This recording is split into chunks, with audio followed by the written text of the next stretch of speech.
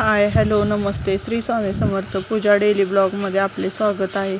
आज बघा माझं काय काम चाललेलं. वल्लं खोबरं तसंच होतं फ्रीजमध्ये. ती फोडलेला नारळ होता, पण काय त्याचं खिसणंच झालं नव्हतं मला आणि वाळवायला पण लक्षात नव्हतं. मग मी परत काल बघितलं फ्रीजमध्ये, तर माझ्या लक्षात आलं की बाबा आपल्याला हे खोबरं खिसायचं आहे. मग मी खोबरं काढून आणलं, खिसून घेतलं आणि लगेचच बघा वाळायला पण ठेवलं. मग थोड्याशा शेंगा पण होत्या, त्या पण वाळायला ठेवल्या. परत लाल झालेल्या मिरच्या. म्हणलं आता ऊन पडतंय, अजून पाऊस नाही आहे, म्हणलं तर वाळवून घ्यावं म्हणून मी ते सगळं वाळवायला ठेवलेलं होतं. आणि परत मग दुपार धरणं काय तुमच्याबरोबर भेटणं झालं नाही, पण संध्याकाळच्या टायमिंगला म्हणजे 5च्या दरम्यान आमचा अमित शाळेतनं आला आणि लगेचच मी त्याच्या वह्यांवर म्हणला मम्मी तू वह्यांवर नावं नाही टाकली. म्हणलं बाळा टाकायची आहे ती वह्यांवर नावं, म्हणून मी वह्यांवर नावं टाकायला घेतली. मग आता कसं असते बघा, आपण ज्यावेळेस शाळेत होतो त्यावेळेस आपल्या वह्यां पुस्तकांवर नावं आपले आईवडील घालून द्यायचे. मग माझ्या तर वह्या पुस्तकांवर माझी मम्मीच माझी नावं टाकायची. मग आता म्हणलं माझं पण कर्तव्य आहे म्हणून मी काय केलं, त्याच्या वह्यांवर नावं टाकली. आणि त्याला पुस्तकं तर शाळेतनंच भेटलेली, त्याच्यामुळे तो मला पुस्तकं पण दाखवत होता आणि वह्यांवर नावं पण टाकून घेत होता. मग म्हणलं चला आता आपलं एक काम आहे. मग मी बरोबर वह्या पुस्तकं म्हणजे जे विषय आहेत त्याच्या वह्या घेतल्यात का त्यानं, मग ते मी लावून सगळं बघत होती. आणि त्याला कसं आता सगळे विषय आहेत, त्याच्यामुळं मला वाटलं त्यानं एखादी वही जरी राहिली तर परत प्रॉब्लेम नको, म्हणून मी सगळं जुळवून बघत होती. आणि त्याच्याकडं म्हणजे आता कसं आहे, माझ्या मुली आधी मोठ्या आहेत आणि नंतर मग तो आहे, त्याच्यामुळं त्याला मुलींचं सगळं उपयोगाला येतं आहे. आणि म्हणलं चला आता त्याचं सगळं करून बघितलं. आणि म्हणलं परत पुढं मला गिरण पण चालू करायची होती, म्हणून मी तसंच. आणि वाईस देताना ना थोडाफार वाऱ्याचा आवाज येत असेल तुम्हाला.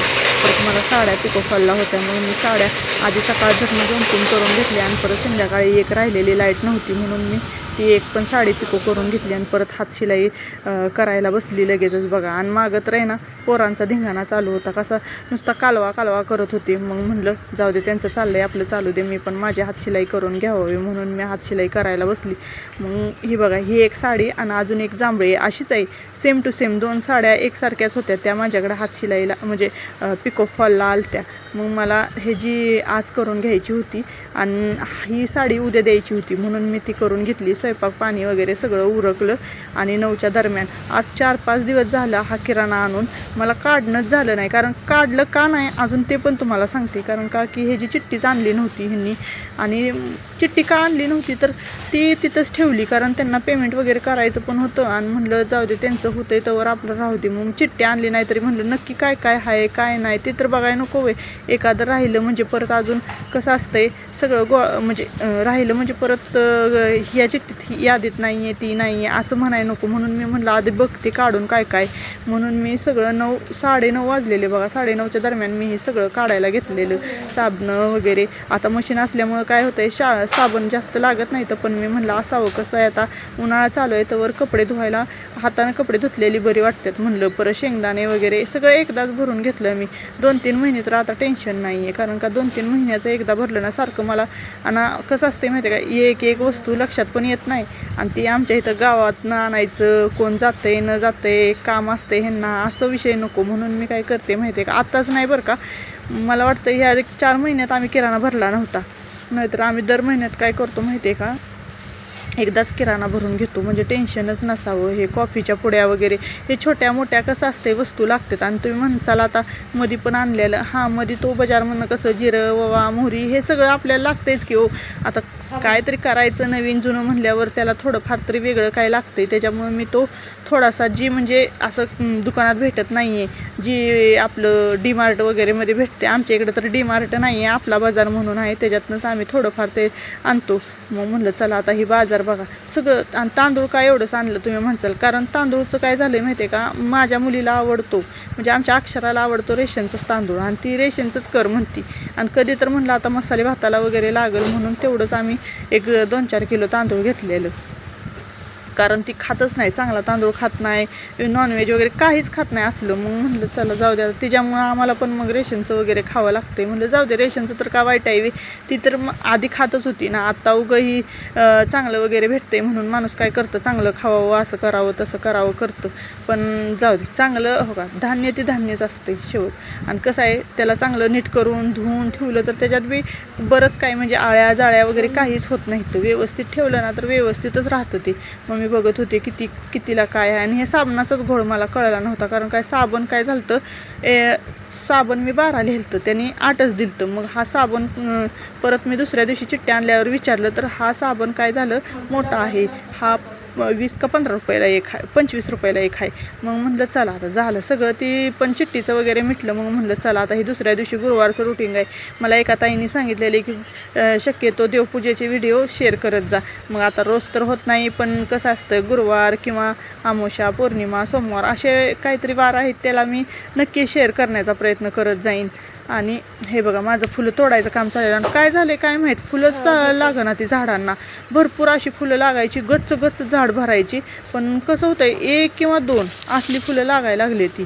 मग आता किती जरी काय झालं तरी देवाला कसं हो का, अख्ख्या झाडाला एकच फुलं आहे. माणसाला उन्हाळ्यामुळं पाणी पण नसेल, असं तसं पाणी भरपूर असते. आणि कसं आहे, मध्ये आमच्या इथं एक मला वाटतं 4-8 दिवस पाऊस भरपूर होत होता, रोज पाऊस यायचा. त्याच्यामुळं झाडांना असं पाणी नाही आहे पण म्हणा येत नाही, मग फुलंच लागना झाले ती. पण हो का, एवढ्या झाडातनी हो का एवढीशी फुलं गावली मला, नाहीतर इतकी फुलं गावायची ना की विचाराय नको. मग परत मला देवपूजा वगैरे करून घ्यायची होती. बघा मी गेले आत आणि पटशीने दिवा वगैरे लावून ठेवला. परत आज गुरुवार असल्यामुळं स्वामींचा अभिषेक वगैरे करायचा होता मला. म्हणलं चला स्वामींचा अभिषेक करून घ्यावा. देव वगैरे सगळे मी कसं करते, आठवड्यातनं एकदा डीप क्लिनिंग करते, म्हणजे देव घासून वगैरे घेते पितांबरीनं. मग मला रोज करणं होत नाही ना, मग रोज आपलं कसं आहे, आंघोळ नुसती घातली देवांना म्हणजे झालं. मग घेतला अभिषेक वगैरे करून, बघा चंदन वगैरे लावून घेतलं. आणि बाकीचे देव सगळे धुवून ठेवलेले. परत कलसाला पण कसं आहे, मला आता फुलं आहे तिथं वर मोगऱ्याची, त्याला मग गजरा वगैरे मी करते. आणि नाही झाला करणं एखाद्या दिवशी तर मग नुसतंच हाय असा कलश पूजा करायची आणि ठेवायचा. मग आता त्याला ही पर्याय नाही माझ्याकडं, कारण फुलं असली की सगळं काय असते. आणि फुलाशीवर गजबजल्यासारखं देवघर दिसतच नाही आहे. म्हणून मी काय करते, जास्तीत जास्त फुलं वाहण्याचा प्रयत्न करते. पण असली तर वाहणार, नसल्यावर कुठनं वाहणार हे पण आहे ना. मग बघा स्वामींचा अभिषेक वगैरे करून घेतला, स्वामींची पूजा वगैरे करून घेतली. मग म्हणलं त्याला काय होत होतं काय माहीत, मला काहीतरी विचारत होता म्हणून मी त्याला सांगत होती मधनंच. मग म्हणलं थांब जरा, तुझं मला उशीर करू नको, म्हणलं मला देवपूजा वगैरे करू दे. मग पटापटा देवपूजा वगैरे करून घेतली. बघा परत मला अजून दत्ताचा फोटो वगैरे पुजायचा होता, उंबऱ्याची पूजा, परत सडा, रांगोळी सगळं माझं राहिलेलं काम. कारण का आज जरा उठायला उशीर झाला होता. आणि त्याच्यात कसं असतं, आता पोरांचे डबे वगैरे असतात, त्याच्यामुळं पटापटा उरकावं लागतं आणि टायमिंगला करावं लागतं. कारण 9ला तर मला डबे वगैरे रेडी करून सगळं उरकावं लागतं. मग आता वाजलेले 8, पावणे 8 झालते. मग म्हणलं आता देवपूजा वगैरे सगळं होस्तवर मला 8च वाजतात. म्हणलं तुम्ही मला उगाच मध्ये गोंधळ घालू नका म्हणून मी असं अमितला सांगत होती. मग अमित म्हणला नाही टाकत मम्मी, आणि ही सांग ती सांग तेवढं विचारलं आणि गेला लगेचच. मग बघा मी लगेचच देवपूजा आरती करून घेतली, लगेचच धूपदीप लावून घेतलं, अगरबत्ती वगैरे. मग दत्ताच्या पूजाची म्हणलं आता दत्ताच्या फोटोची पूजा करून घ्यावी म्हणून मी उठून मग दत्ताचे फोटो वगैरे पुसून घेतले, लगेचच चंदन वगैरे लावून घेतलं. आणि म्हणलं चला आता फुलं वगैरे वाहायची, म्हणलं पाया वगैरे पडायचे आणि पुढं मग लगेचच उंबऱ्याची पूजा वगैरे करून घ्यावे म्हणलं.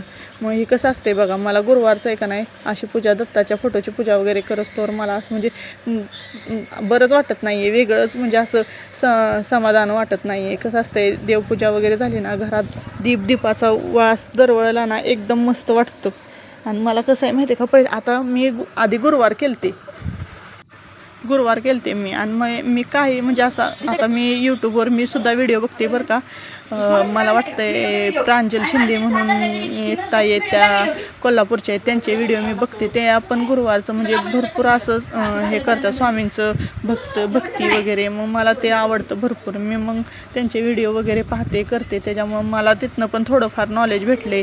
आणि तुम्हाला सांगते अजून मी स्वतः म्हणजे माझ्या असं ऐकण्यात बघण्यात, म्हणून मी काय करते माहिती आहे का, मला पण गुरुवारचं समाधानानं पूजा वगैरे करू वाटते स्वामींची. मग मी काय केलं, आता गुरुवार करायचं म्हणून म्हणले आता. पण आता मी गुरुवार कधीपासून चालू करू हे मला कळना झाले.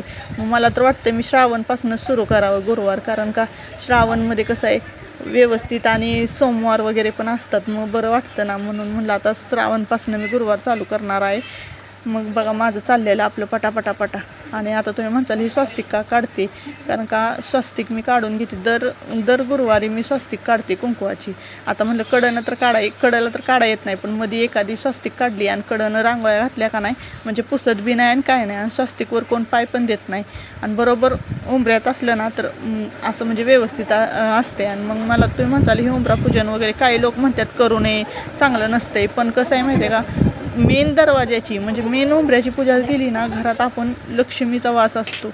आणि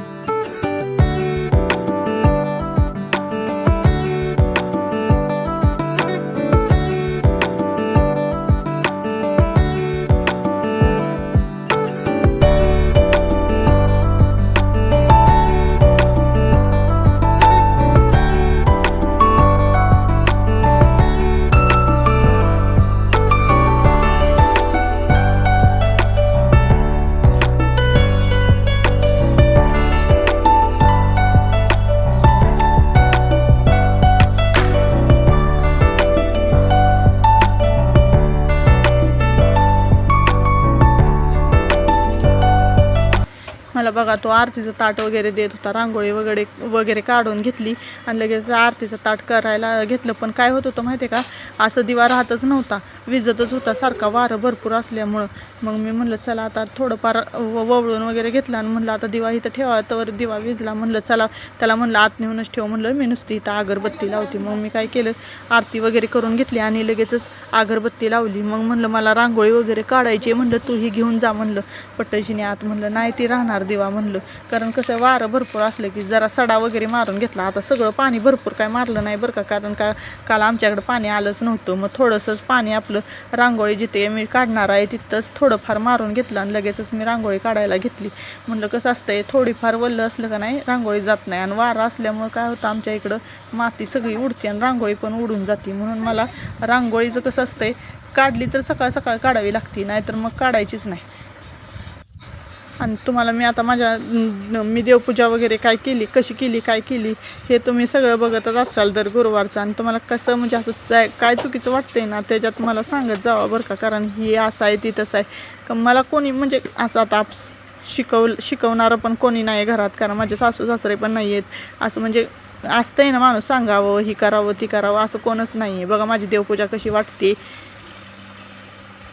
पूर्ण देवपूजा झाली माझी. बघा उंबऱ्याचं वगैरे लेपन वगैरे मी करून घेतलं, तुळशी पुढं रांगोळी. चला ताईनं भेटू उद्याच्या ब्लॉगमध्ये.